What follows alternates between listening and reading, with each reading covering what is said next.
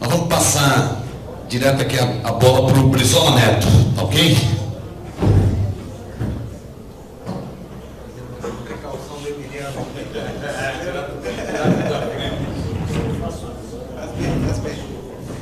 Bom, primeiro cumprimentar a todos e a todas. É um prazer muito grande estar aqui, agradecer o convite do Altamiro, do Centro de Estudos e Mídia Alternativa Barão de Tararé, cumprimentar o presidente do Sindicato dos Jornalistas de São Paulo, aqui,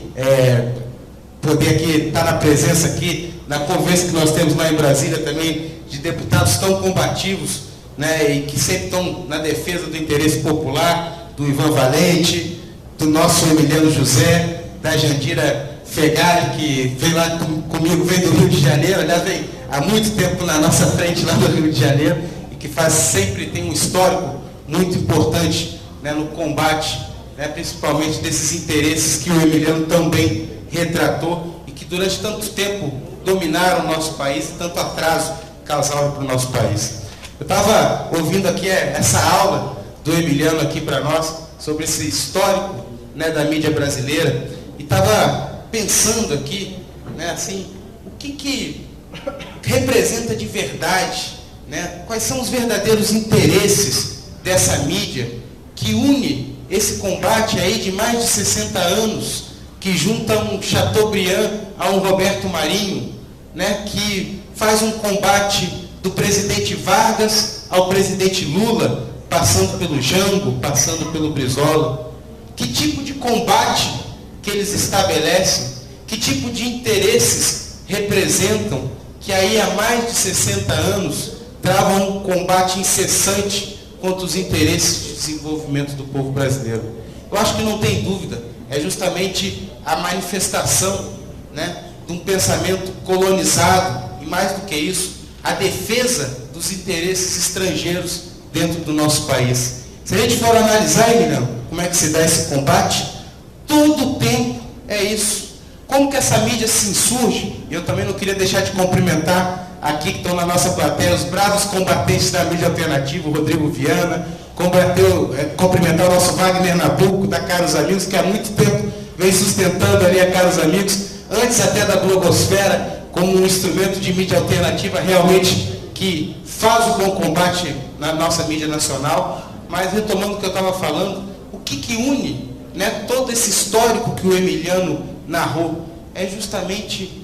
esse combate de ver o Brasil se realizar como nação, de ver um país se apropriar da sua riqueza natural, né, para fazer um desenvolvimento e fazer com essa riqueza natural, ela encontre de verdade aqueles que são seus verdadeiros donos, que são o povo brasileiro. Foi assim lá na década de 50, e o combate que foi feito ao presidente Getúlio Vargas, em muitos momentos, ficou muito parecido com o combate que foi feito ao presidente Lula, quando se levantaram os interesses nacionais. Ou não foi quando o presidente Vargas criou as bases do Brasil moderno, as bases do país industrializado, a nossa querida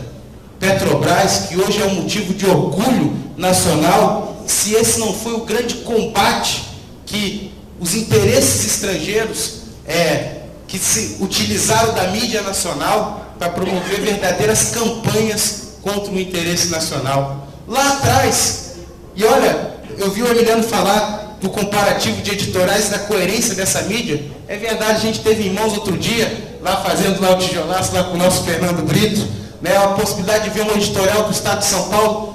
de mais de 60 anos, no momento de criação da Petrobras, e compará-lo com o editorial do mesmo Estadão, agora na mudança do marco regulatório do petróleo. E olha, parecia que era o mesmo editorial, falando do combate da impossibilidade do Brasil ter uma empresa que produzisse, que explorasse, e que mais do que produzir e explorar, destinasse a riqueza das nossas jazidas de petróleo para o seu verdadeiro dono, que é o povo brasileiro.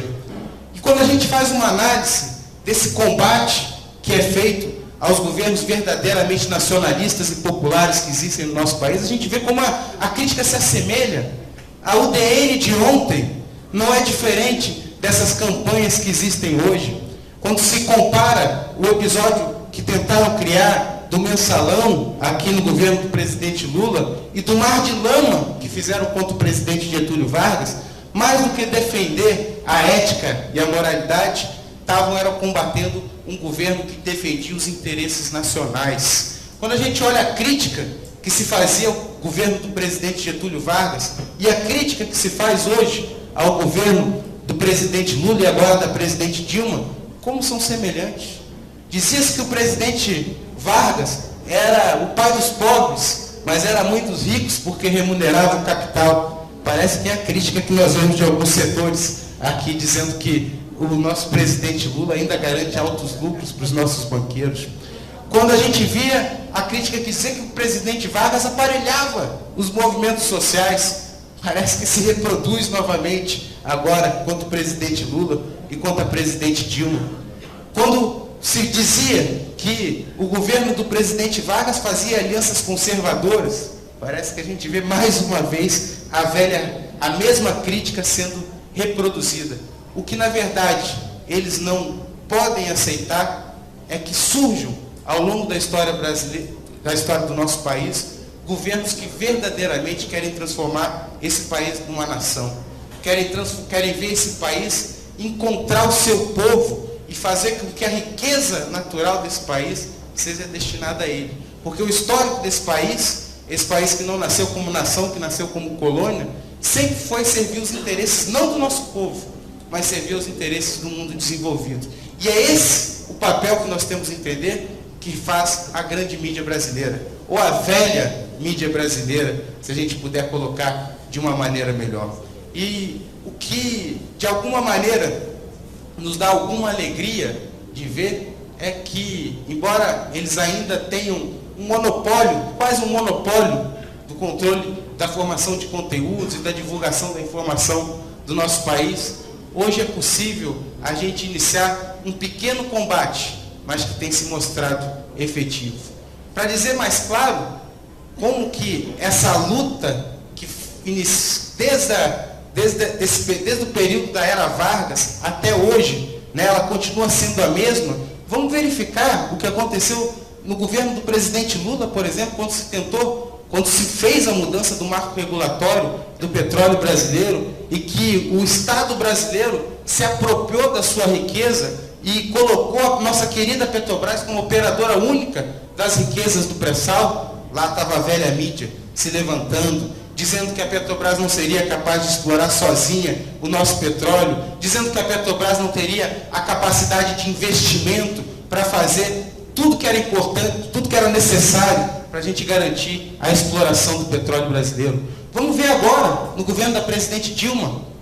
o combate que se faz para uma tentativa de manter o controle da Companhia Vale do Rio Doce, privatizada com os aplausos dessa mesma mídia no governo Fernando Henrique Cardoso, na mudança de uma gestão que tem sido muito danosa ao interesse nacional. Se fala em excelência de gestão, né, do senhor Roger Aielli, mas do ponto de vista do interesse nacional, o que existe, na verdade, é um grande problema a partir da privatização do governo tucano. Companhia Vale do Rio Doce não agrega valor à exportação dos nossos minérios, não investe em siderurgia. Quando faz encomenda de navios, faz a encomenda dos navios lá fora, ao contrário da nossa querida Petrobras. Hoje, quando a gente vai ali na Baía de Guanabara, a gente tem a possibilidade de estar lá e ver aquela Baía que há 10 anos atrás, no governo do presidente Fernando Henrique,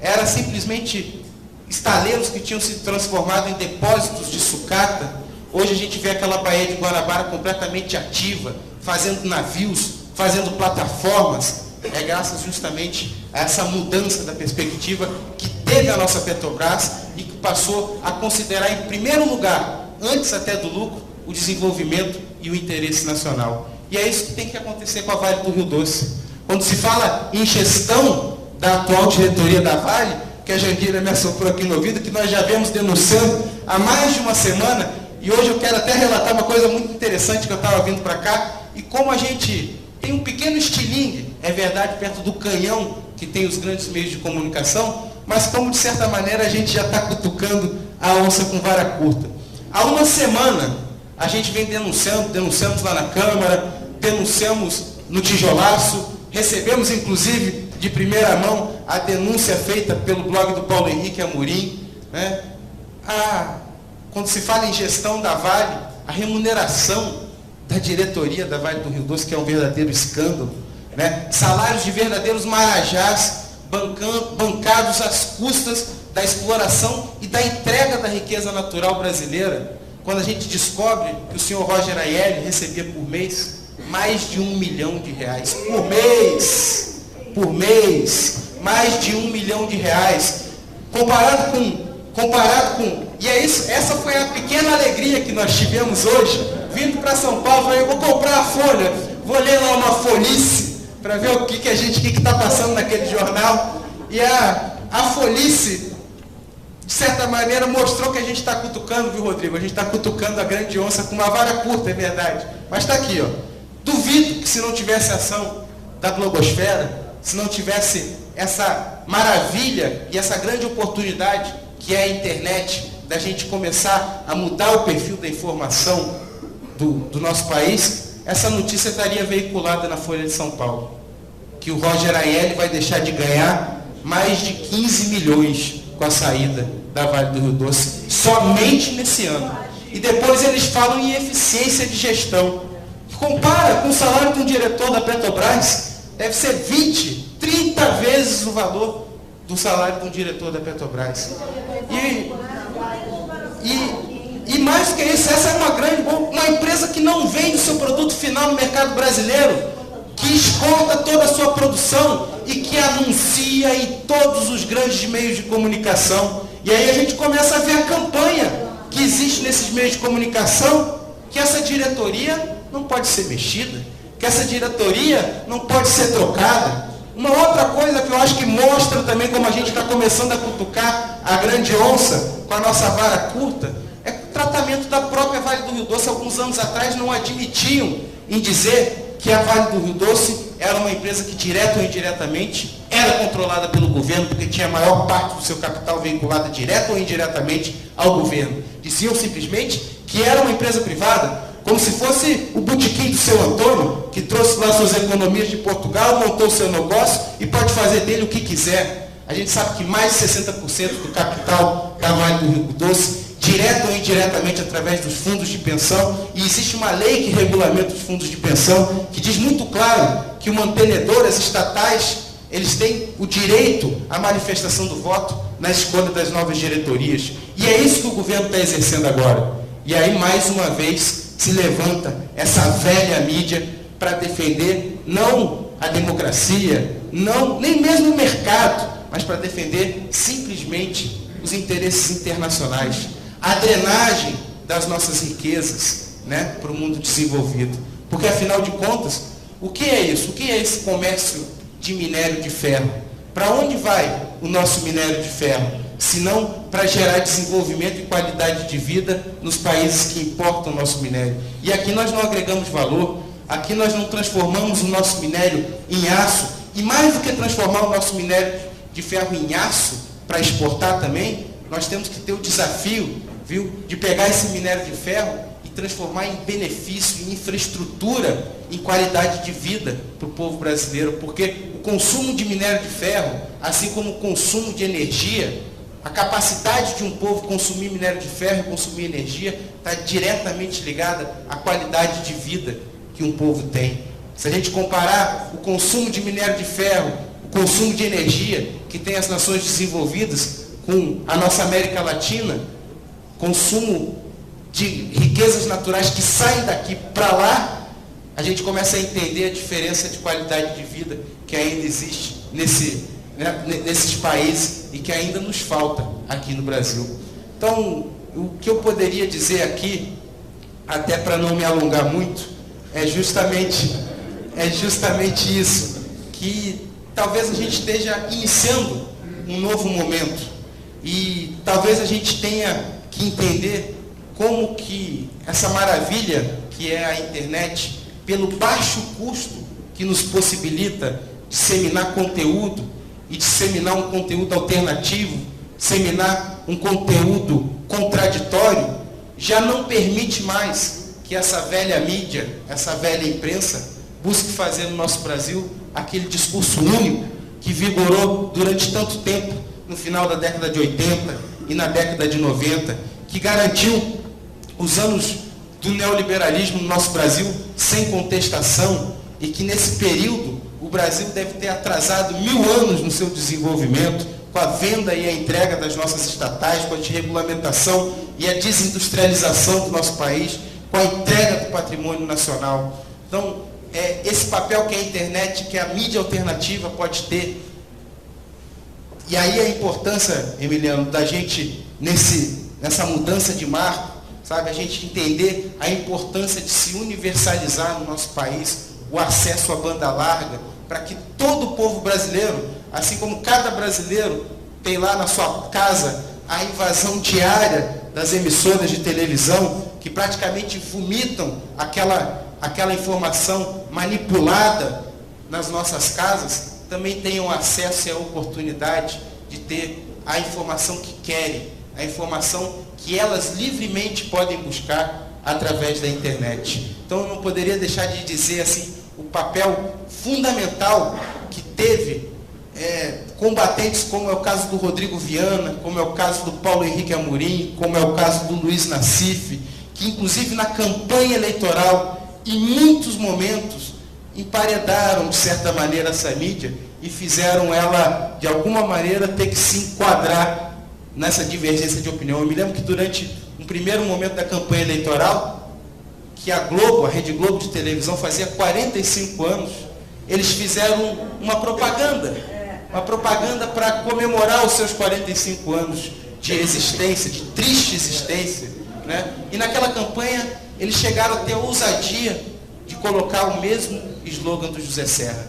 E sintomaticamente 45, que era o número do José Serra, eles diziam que queriam mais, que o Brasil queria mais, que o Brasil podia mais, praticamente usando a propaganda institucional da emissora para fazer propaganda eleitoral para o candidato da direita, para o candidato dos interesses estrangeiros, para o candidato do PSDB. E aí fica muito claro, aliás, é tão claro que até a presidente dessas empresas chegou a anunciar que, diante da fraqueza da oposição, a dona Judite Brito disse que a imprensa tinha que fazer o papel de oposição no nosso país, né? Naquela famosa reunião do Instituto Milênio, que juntou, graças ao povo brasileiro, os derrotados dessa eleição. E naquele episódio, a blogosfera teve um papel fundamental. A gente chegou a botar um post que a gente colocou o dia que o Golias piscou, porque foi isso mesmo que aconteceu. No dia seguinte, eles tiraram, depois da nossa denúncia, tiraram a propaganda do ar e não veicularam mais essa propaganda na sua programação, mudaram, inclusive, a propaganda da comemoração dos seus 45 anos. Então a gente tem a possibilidade de iniciar um novo momento na informação brasileira. É claro que isso é muito incipiente. É claro que o poder avassalador dos grandes meios de comunicação é um grande canhão perto do pequeno estilingue que a gente tem. Mas talvez por aí seja o caminho. Vamos avançar nessa libertação da informação e, mais do que isso, da formação de conteúdos que a internet nos permite. E talvez, posso deixar aqui até um desafio, viu, Altamiro? Seja um momento de nós nos unirmos mais concretamente nesse grande veículo que é a internet. Nos unirmos de fato, juntarmos as nossas experiências e construirmos um veículo. Um veículo, porque hoje não é mais possível, como foi na década de 50, quando o governo do presidente Vargas estimulou o surgimento de uma imprensa alternativa, como era o papel que fazia a Última Hora. Hoje não é mais possível que o governo faça isso. Agora a internet nos possibilita, pelo baixo custo, eu não custo repetir isso, o baixo custo que ela possibilita a formação de conteúdo, de que nós comecemos a criar uma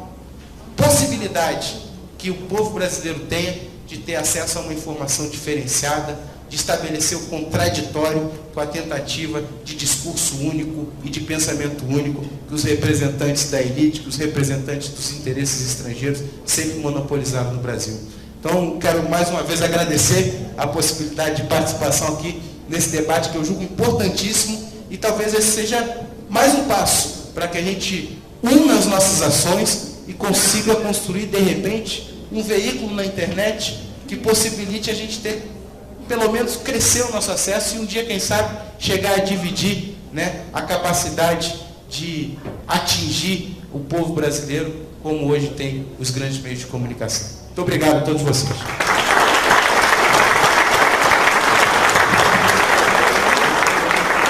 Eu só vou passar